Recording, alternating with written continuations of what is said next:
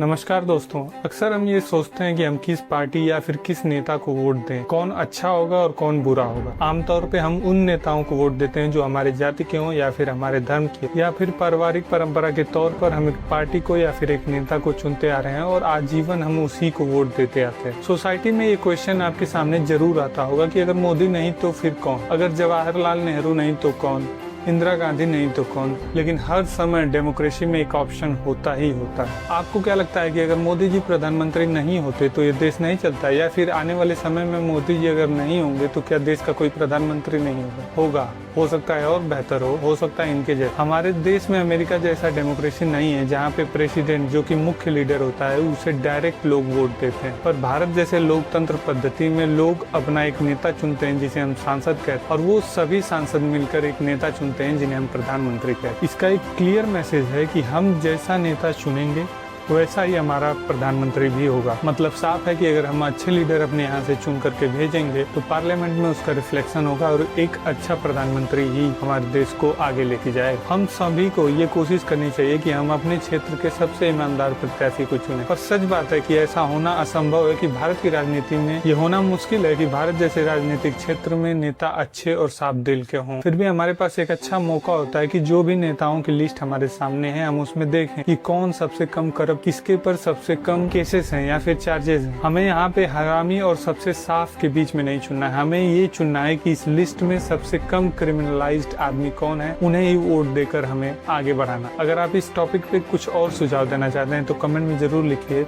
और ऐसे ही वीडियोस को देखने के लिए हमें लाइक और सब्सक्राइब जरूर करिए। धन्यवाद।